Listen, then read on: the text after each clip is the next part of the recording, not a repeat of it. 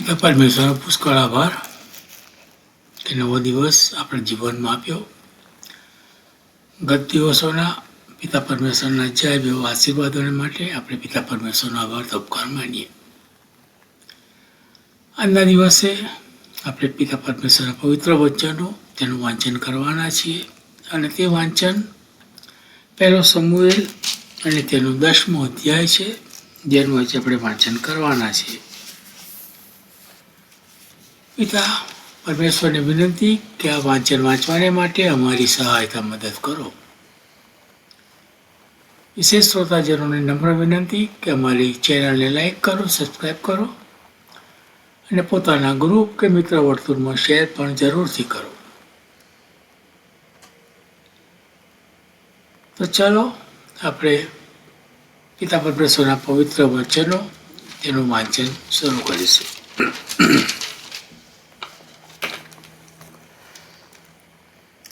પહેલો સમુએલ અને તેનો 10મો અધ્યાય. પછી સમુએલે તેલની કૂપી લઈને તેમાંથી સાઉલના માથા પર તેલ રેડ્યું ને તેને ચુંબન કરીને કહ્યું, શું યહોવાએ પોતાના વતન પર અધિકારી થવા માટે તેને અભિષિક્ત કર્યો નથી?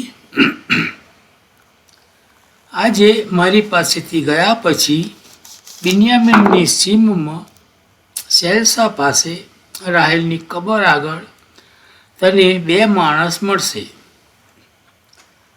તેઓ તને કહેશે કે જે ગધેડાની શોધ કરવા તું ગયો હતો તે તો મળ્યા છે, અને જો તારો પિતા ગધેડાની કાળજી કરવાનું છોડીને તમારે માટે ચિંતા કરતા કહે છે, મારા દીકરા સંબંધી હું શું કરું?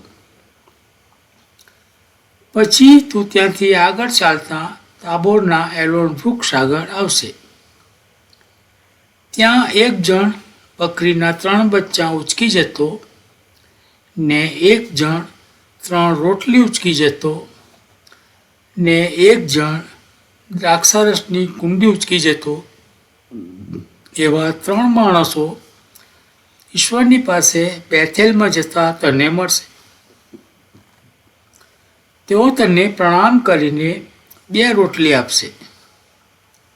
તે તું તેઓના હાથમાંથી લેશે. ત્યાર પછી ઈશ્વરનો પર્વત જ્યાં પલિશ્તીઓનું થાણું છે ત્યાં તું આવશે, અને એમ થશે કે તું ત્યાં નગર પાસે પહોંચશે ત્યારે આગળ સિતાર, ડફ, વાંસળી ને વીણા વગાડનારા સહિત પ્રબોધકોની એક મંડળી ઉચ્ચ સ્થાનેથી ઉતરતી તને સામી મળશે, અને તેઓ પ્રબોધ કરતા માલુમ પડશે. એ વખતે યહોવાનો આત્મા પરાક્રમ સહિત તારા પર આવશે, ને તેઓની સાથે તું પણ પ્રબોધ કરશે, ને તું બદલાઈને જુદો જ માણસ થઈ જશે. જ્યારે આ ચિહ્ન તને મળે ત્યારે એમ થાય કે તારે પ્રસંગોનુસાર વર્તવું, કેમ કે ઈશ્વર તારી સાથે છે. તો મારી અગાઉ ગિલગાલમાં જજે અને જુઓ, ધન્યાર્પણો તથા શાંત્યાર્પણો કરવાને હું તારી પાસે આવીશ. હું તારી પાસે આવીને તારે શું કરવું તે તને બતાવું ત્યાં સુધી, એટલે 7 દિવસ સુધી તું થોભજે. અને એમ થયું કે સમુએલ પાસેથી જવાને તેણે પીઠ ફેરવી કે તરત જ ઈશ્વરે તેને બીજું હૃદય આપ્યું, અને તે જ દિવસે તે સર્વ ચિહ્નો પૂરા થયા. જ્યારે તેઓ પર્વત પાસે આવ્યા ત્યારે જુઓ, પ્રબોધકોની મંડળી તેને મળી, અને ઈશ્વરનો આત્મા પરાક્રમ સહિત તેના પર આવ્યો, ને તે તેઓની મધ્યે પ્રબોધ કરવા લાગ્યો. અને એમ થયું કે જો પ્રથમ તેને ઓળખતા હતા તે સગડા લોકોએ જોયું કે જુઓ, તે તો પ્રબોધકોની સાથે પ્રબોધ કરે છે. ત્યારે તેઓએ એકમેકને પૂછ્યું, કિસના દીકરાને આ શું થયું છે? શું સાઉલ પણ પ્રબોધકોમાં છે? અને તે જ જગ્યાના એક રહેવાસીએ ઉત્તર આપ્યો, તેઓનો પિતા કોણ છે? એ ઉપરથી એવી કહેવત ચાલી કે શું શાઉલ પણ પ્રબોધકોમાં છે?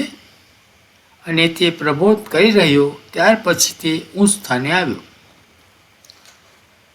શાઉલના કાકાએ તેને તથા તેના ચાકરને પૂછ્યું, તમે ક્યાં ગયા હતા?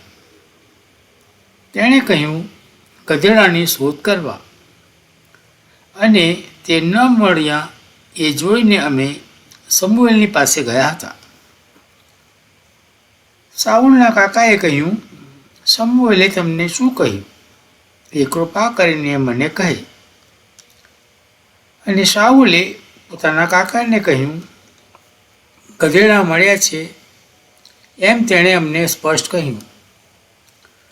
પણ રાજ્યની જે વાત વિશે સમુએલ બોલ્યો હતો તે સંબંધી તેણે તેને કહ્યું નહીં.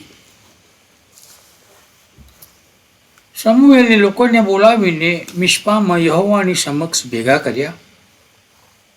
અને તેણે ઇઝરાયેલી લોકોને કહ્યું, ઇઝરાયેલનો ઈશ્વર યહોવા આમ કહે છે કે હું મિસ્રમાંથી ઇઝરાયેલને કાઢી લાવ્યો ને મિસ્રીઓના હાથમાંથી તથા તમારા પર જુલમ કરનારા સર્વ રાજ્યોના હાથમાંથી મેં તમને છોડાવ્યા. પણ તમારા ઈશ્વર જે પોતે તમારી સર્વ વિપત્તિઓમાંથી તથા તમારા સંકટોમાંથી તમને છોડાવે છે તેમને આજે તમે નકાર્યા છે. ને તમે તેમને કહ્યું છે કે અમારા ઉપર તો રાજા ઠરાવી આપો. તો હવે તમારા કુળો પ્રમાણે ને તમારા હજારો પ્રમાણે યહોવાની સમક્ષ હાજર થાઓ. એમ સમુએલ ઇઝરાયેલના સર્વ કુળોને નજીક લાવ્યો ત્યારે બિન્યામીનનું કુળ માન્ય થયું. પછી બિન્યામીનના કુળને તેઓના કુટુંબોવાર તે નજીક લાવ્યો ત્યારે માટલીનું કુટુંબ માન્ય થયું. પછી કીશનો દીકરો શાઉલ માન્ય થયો, પણ તેઓએ તેને શોધ્યો ત્યારે તે મળ્યો નહીં. માટે તેઓએ યહોવાને વળી પૂછ્યું કે તે માણસ હજી અહીં આવ્યો છે કે નહીં? ત્યારે યહોવાએ ઉત્તર આપ્યો, જુઓ, તે સામાનમાં સંતાયેલો છે. તેઓ દોડતા ગયા ને તેને ત્યાંથી લઈ આવ્યા. અને જ્યારે લોકોમાં તે ઊભો રહ્યો ત્યારે તેના ખભાની ઉપરનો ભાગ સર્વ લોકો કરતાં તરતો હતો. સમુએલે સર્વ લોકોને કહ્યું, યહોવાએ જેને પસંદ કર્યો છે તેને તમે જુઓ છો કે તેના જેવો સર્વ લોકોમાં બીજો કોઈ નથી. ત્યારે સર્વ લોકોએ પુકાર કરીને કહ્યું, રાજા ઘણો જીવો. પછી સમુએલે લોકોને રાજનીતિ કહી સંભળાવી ને તે પુસ્તકમાં લખીને યહોવાની સમક્ષ તે રાખી મૂક્યું. પછી સમુએલે સર્વ લોકોને પોતપોતાને ઘેર વિદાય કર્યા. શાઉલ પણ પોતાને ઘેર ગિબિયામાં ગયો. અને જે શૂરવીરોના મન પર ઈશ્વરે અસર કરી હતી તેઓ પણ તેની સાથે ગયા. પણ કેટલાક નકામા માણસોએ કહ્યું, આ તે અમારો સ્વ બચાવ કરશે. અને તેઓએ તેને તુચ્છ ગણ્યો ને તેની પાસે કંઈ ભેટ લાવ્યા નહીં. તો પણ તે શાંત રહ્યો. પ્રભુ આ વાંચેલા વચનોને પુષ્કળ આશીર્વાદિત કરો. પ્રાર્થના કરીએ. હે પરમ ઊંચામાં દેવને મહિમા હો.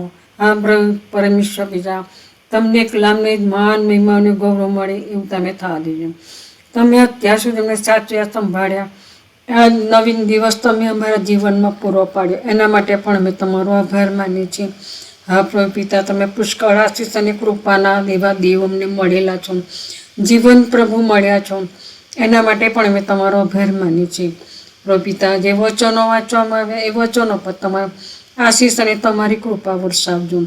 આ વચનો જે લોકો સાંભળે પ્રભુ, એમના હૃદયમાં તમે વાત અને વ્યવહાર કરજો અને એ વચનો દ્વારા કોકાતમાં તમારી ગમ ફરે એવું તમે થવા દેજો. વચન સાંભળનારને પણ, તમારા શ્રોતાજનોને પણ તમારા આશીષ અને તમારી કૃપાથી ભરજો પ્રભુ. કોઈના ઘરમાં પ્રભુ કંઈ મુશ્કેલી, પ્રશ્ન વિટંબણાઓ હોય, એ સર્વની મુશ્કેલી, પ્રશ્ન વિટંબણાઓ તમે દૂર કરજો. માદાઓને સાજા કરજો, દુઃખિત પરિવારને દિલાસો આપજો. નિરાધાના આધાર, વિધવાના બેલી અને અનાથાનો નાથ તમે થજો. જે ઘરમાં મરણે પ્રવેશ કર્યો હોય એ દુઃખિત પરિવારને તમે દિલાસો આપજો. એમના આંસુ તમે લૂજજો પ્રભુ અને તમારા આત્મિક દિલાસો ત્યાં પૂરો પાડજો બાપ. એ તમે કૃપા માગીએ છીએ. જ્યાં જલડે છે, તોફાન છે, ઠંડી છે, વાવાઝોડું, ધરતીકંપ, ઘણું બધું નુકસાન થઈ રહ્યું છે, ત્યારે પ્રભુ પિતા બધું સારું થાય એવું તમે થવા દેજો. કારણ કે બાપ, આ તો બધું તમારું આવવાની નિશાનીઓ થઈ છે. હા પ્રભુ પિતા, તમારા વચનો પૂરા થઈ રહ્યા છે, એના માટે પણ મેં તમારો આભાર માનીએ છીએ. તમે આવો ત્યારે અમે તમને મળવાને તૈયાર રહીએ, એ માટે અમારી મસાલો ઓલવાઈ ન જાય અને અમારી કૂપીનું તેલ ખૂટી ન જાય, એ માટે અમે સતત જાગતા રહીને પ્રાર્થના કરીએ પ્રભુ. એવું તમે થવા દેજો. ઘણા લોકો પ્રભુ પિતા ઘરમાં ચાલે છે, ત્યારે ઓ પ્રભુ પિતાના હૃદયમાં તમે વાત અને વ્યવહાર કરો. અજવાળાના બાળકો બનાવો એ તો બસ અમે કૃપા માગીએ છીએ. જ્યાં જ્યાં પ્રભુ પિતા લોકો તમને હજુ ઓળખતા નથી, તમારા વચનો પ્રભુ વાંચતા નથી, સાંભળતા નથી, એવા લોકો માટે પણ અમે ખાસ માગીએ છીએ પ્રભુ કે એમના હૃદયમાં પણ પ્રભુ તમારું બીજ તમે નાખો પ્રભુ. હા પ્રભુ પિતા, અમે શું માગીએ? કાંઈક માગ્યા સઘળું તમે જાણો છો અને પૂરું પાડો છો, એના માટે પણ અમે તમારો આભાર માનીએ છીએ. કોઈ પણ આત્મા નાશમાં ન જાય પ્રભુ, એ માટે પ્રભુ તમે દરેકની જોડે વાત અને વ્યવહાર કરો પ્રભુ. ફરીને મળીએ ત્યાં સુધી પ્રભુ પિતા તમે અમારી સાથે ને પાસે રહેજો. અમારા અમેરિકા દેશને તમારા આશીષ અને તમારી કૃપાથી ભરજો પ્રભુ. અમારા પાપ ગુના અપરાધોની ક્ષમા કરજો. જે કંઈ માગ્યું તમારા દીકરાના નામથી માગીએ છીએ, સાંભળો અને સ્વીકાર કરજો બાપ. આમીન. આમીન.